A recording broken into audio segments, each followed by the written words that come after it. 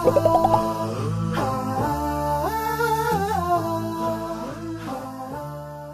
عليكم ورحمة الله وبركاته. دعوتو تكينيا خبجمو تي في اسلامات خان دعوت جاجرتن حلال شو إيقالي جرا هندا دورا يروتي سان أرساقو تنياسي أركمو خيساني في الدوتا كنا قلتوما ما إفو ما خيساني إفو هميلا إفي غناها الله أكبر خيسو ما كينيا خان قويا أران تنا أستاذة كينيا خان يونيفرسيتي لي أدى تتي برسيساتورن أكسوما بريسا حواسني مسلمة قبو خان كتابوتا غرغرا هيكي أكسوما كتابوتا غرغرا بريسن جئيسا جيما والاتقابا بوردي مجلس أوروميا خانتهن أستاذة كينيا قالي أبا بور فين الرأس التفير جرى 100 مليون يزيج الله أكبر ساعي برا ديوي تكبير الله أكبر سيدنا أقول ويتريدا الله أكبر الله أكبر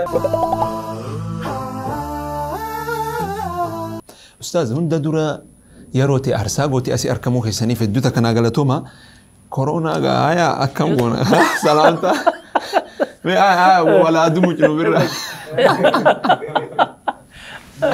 نجاي قد رزق نجاي الحمد لله الحمد لله الله مي أستاذة نرى الله نجا إسني مو أتياجو يواسوني خيسا نو النجدة إن أفقل شانجا إنيو غفازل إنيو دون غفازل مالدتر إنيو دون غفانا موسينجر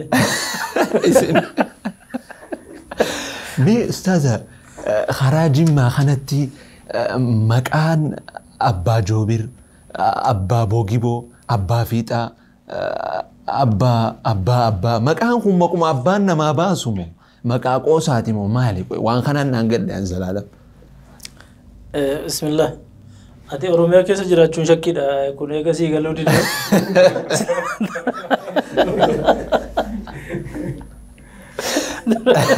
أنا رومي ما يزنجر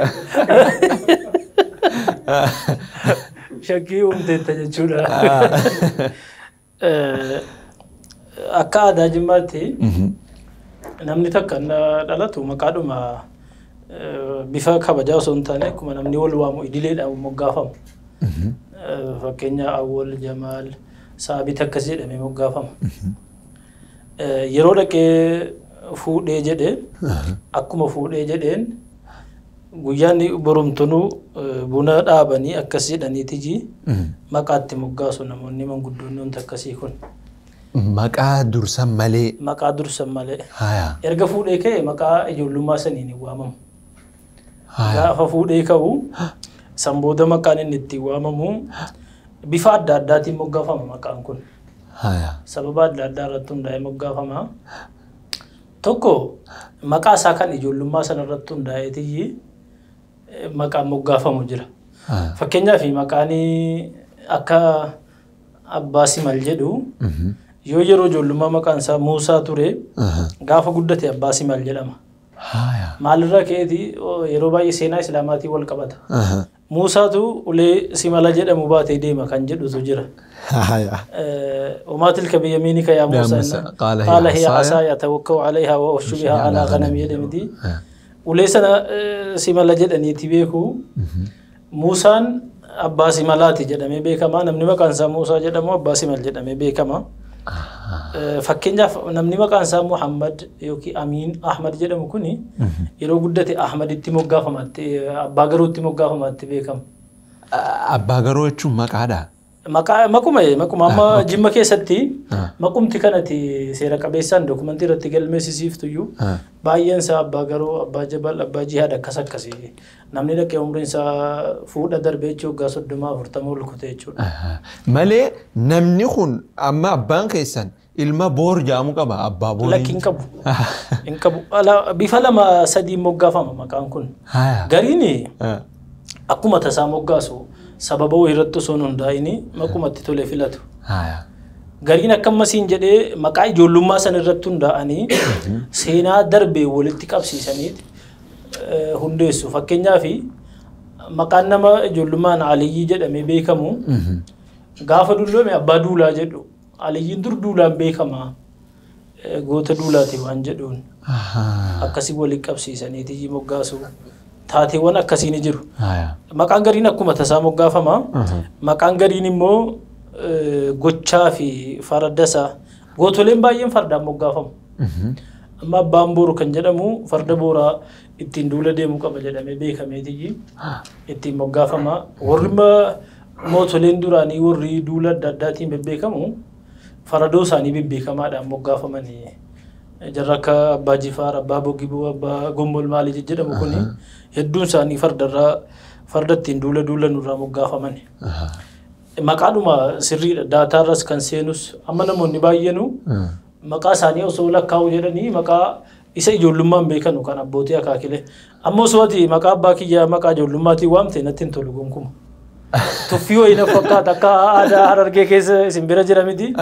Nama guddicha takka fuutanii sii jettu yookiin Muhammad Ahmadina jettanii nama manguddoo guddaa takkaan. Kana namni hundi joogaa nama tokko jaa. Amma maquma guyyaa keessaa bahe kanaatu ilaa yoomiddiin isaa hojii tura aganni akiramu. Isa kan akiraa garabbuma beekaa? Agaa qabri seenuu. Maal jedhani tapha amma mattaawaqaarra Gaalii Abbaa Boorii. Gaalii Abbaa Boor Abbaa Guumaa'edha.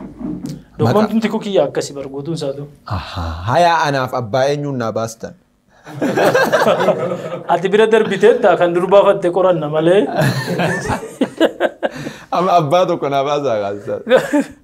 Kan kee boodatti deebina amma maal jedhani si fakkaata biyya keenyatti. Kabaja ergamaa Rabbii irraa qaburraa kaasee namni sallallahu alaihi wasallam nama Muhammad jedhu Rabbiin hin azabu waan jedhu jira.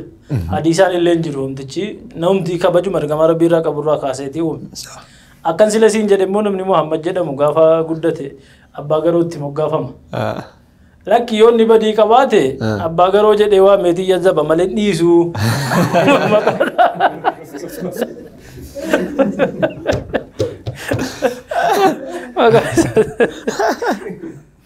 Amaan abbaa halaal shawnan jettum abbaa tokkonaan jaa. Abbaa biyyaatti moggaamna kee. Achi gallee jimma dheenee guyyaa takka. Lakki asumatti abbaa biyyaa jennee mootummaa biyyaa irratti sila Oromiyaa beekuun kee shakkiidha siin jedheen ture. Amma kanaaf abbaa biyyaa jennee akkati. Taate sooyif abbaa biyyaatti asumata maqaa taate. Ustaaz mee ijoollummaa teessan irraa nuyi maa akkam turte ijoollummaan teessan? Ijoollummaa osoo aalama barumsaatis seenin aalama ilmiitis seenin ijoollummaa jidduu tana jirtu. Wallahi seenaa ijoollummaa wanta addaan qabu. Bakki itti dhalannes baadiyyaa achi fagoodha. Wanti magaalaa jedhamu takka hin jiru. Magaalaan kun jireenyuma ilma namaa ta'uyyuu eegan hanga ta'e guddadheen bare. Baadiyyaa godina Jimmaa Aanaa Didoo jedhamtu keessaa ganda geeshee jedhamtu yoo xiqqaate magaalaadhuma aanaarraa sa'aatii 2 waan akkasii deemsisa. Naannoo keenya uummanni jiru hunduu musliimuma afaan dubbatamus afaanuma Oromoo qofaa. Aadaan jiru saaduma Oromootii wannuma sinna musliimaa qofaa. Aadaan naannoo keenya irra ture sun maal irratti uume? Kanan itti hubataa guddadhe namni hunduu Oromoodha namni hunduu musliimaa. Kanaan alatti waajjira wahiin se'uun ture. Afaan Amaaraa jechi tokko kan inni darbee wahii dhufee dubbatamu hin dhagaha. Nama duuriyyee wahiitu ittiin ifa akka faashinaa ittiin wannoo jechuuf dubbatan si'a malee afaanii seera qabeessa namni ittiin ergaa wal dabarsu afaan kominikeeshinii ittiin beeynu ture.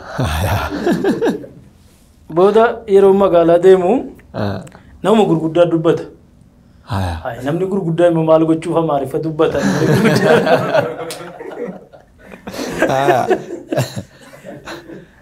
Amaariffi wama namni ittiin boonuu fi wannoo an akkana jechuuf agarsiisu dubbatu tan beekamiti. Sanbira dabree ijoollee lama wal lolu. Yeroo naqu Amaariffaa wal lolu.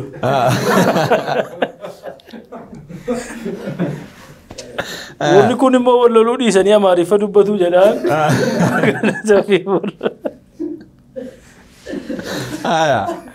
Achi maal na mudate waan kana uumaa afaanii ilaallata.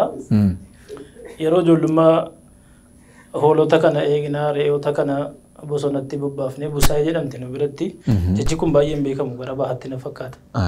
Loon kana waan akkasii eegna ture. Ni baddi re'een kun fa'i halkan osoo kaloo kana nyaattu hojii bosona keessatti hafte. Halkan galte wannoodha kana. Amma warri dargaggoota afaan Amaaraa jecha tokko dhagaanii dhufu magaalaadha. warri manguddoonni kun immoo nama beekanu re'ee badde kan akka jarri mana keessaan dhageenyeef jecha aallechi jedhee na gaafate mana keessa amma jecha aallechi fi yellamii kana dhageera anis garuu isa kamtu jira jechuudha isa kamtu jiru jechuudha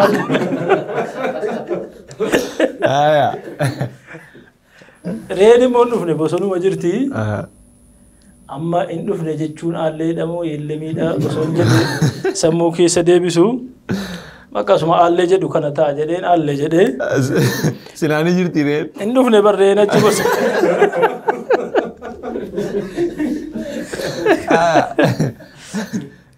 akkasitti bari afaan kun gara jimmaatti waan hedduun hojjete guyyaa tokko buleessi keenya Ustaaz Shaafii kan as Dirredawaa marraa deemee yuunivarsiitii Jimmaa barsiisu ni beektu baay'een keessan innis magaaluma Dirredawaa turelleeti kana Amaariffa garuu mashiin taate hin beekun guyyaa takka yuunivarsiitii isa sila dormii seenanii waa nyaatanu dormiidhaa kaanii kaffeedhaa waa nyaatamu sa'aatiin itti darbee ala deemee kaafteeriyaa wayitii nyaataa ajajate nyaataa ajajatee aluma taa'e onnoo isaarra bakkeerra taa'e jennaan warri keessummeessan kuni dhufanii wada usti gabaa cilfittoos jibbaallechi jedhe maal jedha abboo kun cilfaan maalii kun an cilfaa maalitti godha harka kootiin nyaadhawo jedhee dhiisee taa'e ammas inni keessummeessu sun laannee dhufe kannaan jedhe jedha haa isa abboo maal natti hima jedheen taa'e hogganni nyaata fidee akkas naa kaa'ee jedhu cululleen dhufte nyaaticha akkuma jedhu inni cilfiitii cilfaase cilfaasanse isa Dirredawaa inni qabbanaa'uti mi baay'ee qabbanaa kun isin ogee jira alama ilmii gabaabsaati alama ilmii kana akkam seentan dirqama maatiitiin immoo ragbaa isin biraa dhufte irraan akkan sila jedhe egaa sila yeroo ijoollummaa kana haga waggaa 9 yookiin 10 loon tiksuu re'ee ta'uu saawota kana eeguu keessa turre maatii gargaaruu aadaan baadiyyaa naannoo keenya ture ijoollee yeroo baay'ee bishaan waraabuu qoraan funaanuu yeroo garii immoo ganama jira sangoota kana gabbaasanii hidhuu faradoo kana aaduma akkasii keessa guddanne aaduma baadiyyaa naannooti achii kanani dura galeen akkaadaamiin galee jalqaba mana barumsaa akka uko bira dhaqeen akkaadaamii galee akkaadaamii gambee ta'e yeroo tokko dhaqaa walakkaan ammoo yookiin barsiisaanis nama rukunnaan barumsa jibbaa maal jedha dirqumaan sooma baradhu yeroon kutaa 5 gahunii ofimaanii quraana qara'uu qaba jedhee ofumaaf murteesse karoora baase maashaallah yeroo gabaabaa keessa qara'ee baasuun qaba jedhee jalqaba namni sinan qaraasifne onnuma afaanuma oromootiin akkas barreesse dubbisuu jalqabe sanbooda quraanaan gojuusa tokko waan baay'ee isaa ofuma son ofii irra ilaalu barumsa kutaa 6 fitee ka'een ganna sangaa qotiinaan jennaan sangaa qotuu san dideenii dhiisee mana quraanaa dhaqe sanguma iddoo qotamu geessee hidheen dhiisee mana quraanaa dhaqe achi hanga ji'a 2 wajjin deddeebi'een baradhee sanbooda haaluma salphaadhaan karaarra naa bu'ee quraana ijaan ilaalanii qara'uun jechuudha alani dafee amma ta'e baradhee jedhu maatiinis alanatti mafuufii baradhu jechuutti na dhiibanii dhiisanii isa silaa sangaa qotii akkas godhii loon eegi jedhan kana dhiisanii baradhu jechuutti na dhiibanii sanbooda kutaa 7tti deebi'ee barumsa baradhee yeroo immoo kutaan 7 dhumummas iddoo kitaabaa deemnee sheeka tokko karaa dhaabdanii moo lakki barumsa fixeen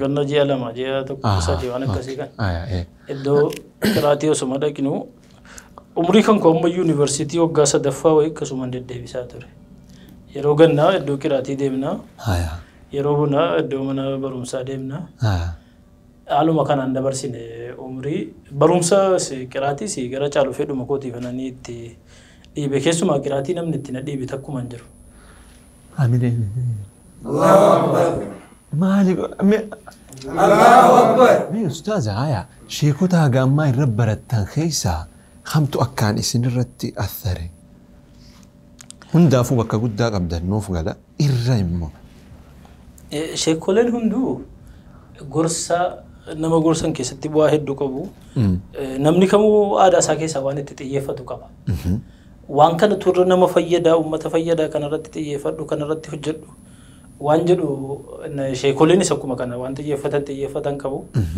garuu sheekni ani gorsa sirriitti hedduu dhagahee gara barnootaattis gara ilmiittis irra dabee sheekhaawii Jamaal jedhamu gommaa godina Jimmaa keessa aanaa gommaati magaalaa Caggoo jedhamtu ganna yeroo tokko dhanneetu biratti waa qaqqaraa turre riyaada kana buluuga kana achuma isaan biratti qaqqaraa turre akkanatti barumsa baradhaa ijoollee inni isinaa barumsa isa jedhu waa qara'uu moonnaa achi kaate akkanatti qara'e ganna akkana qara'e akkasitti qara'e isa jedhu kana silaayyuu gaamma ta'e fedha sanaan hin qabaa irratti kan nu jajjabeessaa turanii sanbooda yeroo dheeraas itti fufnee waa babbarachuudhaaf yaan akka dhuunfaatti onnoo guddaa dhiibbaa guddaa kan irratti uume isaanii jechuun nan danda'a sheekolee keessa.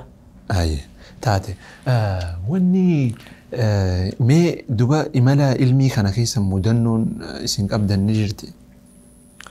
Mudannoon addaan jiru aadaanii darasoodhaan yaadatta kamanaa ba'anii qaryaa taa'anii mana namaa kana nafaqa mana namaa bultaa nyaatta xiqqoo naannoon bahaatii fi naannoon dhihaa kan wal dhabu kuni darasoonni naannoo bahaa kanatti deemanii nyaatuma kadhatanii masiida bulu gara dhihaa kanatti immoo manuma qaryaa yookiin immoo khalwaadhuma qaryaa sana bulu gara caalu manuma abbicha qaryaa baasee fi abbuma qaryaa baaseef sana bulu akka caalu booda kana xiqqoo aadaan gara bahaa kun achi deemee amma ta'e fofooyya'utti illee jira malee kana yaadadhu guyyaa tokko lama bakka bullu kan dhabnee hedduu rakkanne san qofa yaadadha malee umta addaa nama mudanne.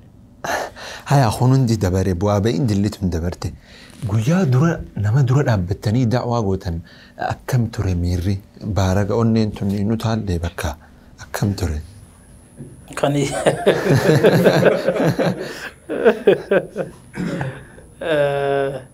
isa namichi jedhe na yaadachiifte bara khutbaa soo khattabu ol ka'uutii namichi takka yeroo jalqabaa fuuldura uummataa dhaabbate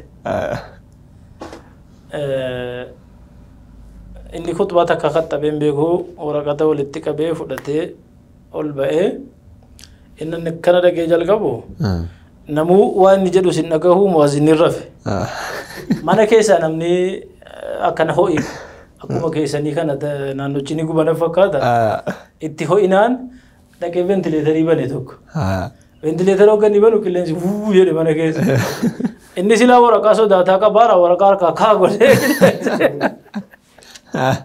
khutbaa harkaa fuudhee bahe khutbaa harkaa fuudhee geessee muwaazinni irra faaraa dhaqee muwaazina mataarra bu'e muwaazinni immoo khutbaatu dhume seekee Allahu akbar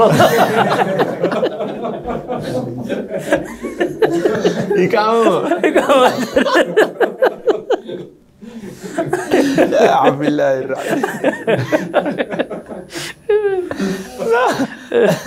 jalqaba naasunni jira garuu waan hedduun naane sababni hin naane mana barumsaatti dirqumaan kaanee kitaaba dubbisaa oolla miti san dura jechuudha barumsa bahanii barsiisuu wayis waan ta'e fuuldura namaa kaanii barreessuu maal kun ni jira ture suni sangatee wahii gootummaa siif kennaa haa ta'u garuu gaafa dura ka'ee onnoo jedhu dafqee akkasi kunni dafqee dukkana akka carraa halkanii guyyaa sana namni dafqa asirratti argu hin jiru akkama namni dafqa asirratti argu hin jiru anguma fedhe dafqee ka'ee garuu waa bareeduma dubbadhee ni isee taa'ee muuxannoo santuyyii na fayyade hedduus hin sodaanne namni bari akka carraa inni kun muuxannoodhaaf hedduu murteessaadha wanti kun taariika suudaan guyyaa tokko nan dhaggeeffadha gaafan jalqaba onnoo fudhee ol ka'u jedhee numti mataansaa waraqaan akkana raafameen harkaa bu'ee jira booda sanaa fannoo lilqaa jechuun akkatti barumsa namaa dabarsan Ameerikaa deemee isa deemee baradhee ka'ee waa sadiitti dubbachuu jalqabe jedhee sani dubbatu hin dhagaye sirrii jette. Akkasi. Ustaaz mee gamana isin haa deebisu amma namni keenya hedduun tokko jechuudha namni keenya nama gama amantii jiru kana barumsa akkaadaamii yoo inni qabaate ni ajaa'ibaa fi akkaataansaa because inni qabeeku namni gama amantii jiru daa isaa ta'u sheekha bas ni jiraa migaa amantuma tanaa malee xayyaara gooflaan lamaan bararu akka ta'e dilas ni ajaa'ibee namni akkas ta'ellee Mee isin ammaan tana waan kana barumsa eegaltanii bakkaan geessan mee kanarraa xiqqoo hima namni haa baru waa'ee kanaatis lachuu gooflaa lamaan bararuun akka ta'u mee elementarii fi sekondarii eessa barattan? Mana barumsaa kutaa tokko kaasee aanaadhuma deedoottan baradhe hanga kutaa 8. Achi kaasee kutaa 9 fi 10 magaalaa Jimmaa mana barumsaa Jireen jedhamu yeroo baay'ee GP jedhamee beekama. Achi kaasee 12 fi 11 yookiin preparaatorii Jimmaa preparaatorii iskoolii yookiin dura high school jedhamee beekama. Achittan baradhee san booda Jimmaa Yuunivarsiitiin galee. Gibbii Jimmaa Yuunivarsiitii singee? Achuma Jimmaa wattan baradhe. Achuma kana manumaa baataniis mana duuba jechuudha. Manuma duuba naannoo baradhe. Karaa dheeraa. Fiildii tamtee singee? Ani injiinaringii ture. Bishaan moo elektirika moo maal? Elektirikaal injiinaringiidha. Yeroo sana yeroo jalqaba seennu dipaartimentii filannee miti akkuma kanaan iji faakaaltii dhumaan seenne. Teknoolojii faakaaltii waan jedhuun seenne. Erga seenne semisteera tokko barannee kaane namoonni qabxii gaggaarii qaban kanuma filatan seenu kanuma filanne keessaa seenne haala saniin seenne waggaa 4 Jimmaa Yuunivarsiitiitti first degree haala saniin xumurre. Maashaallah. Aya wanni no maastereet keessanoo maaliin daleedan? Maasterii power engineeringidha. Allahu Akbar. Samaani qoyiste. Aboo manni asusso. Allahu Akbar. Mee jireenyi doormii akkam fakkaata ture jireenyi yuunivarsiitii fi muslim jama'aan yeroo keessanii akkam ture? Jireenyi doormii baay'ee bareedaadha. Gaafa doormii seennu yeroo jalqabaa keessa wanta haaraan hedduun nama mudata. Keenyallee akka carraa ta'ee biyyuma naannoodhuma keessa jirru bakki deemne naannuma sana waan ta'eef hedduu haaraa ta'e nu rakkise hin jiru. Garuu ijoollee baay'ee kan karaa dheeraa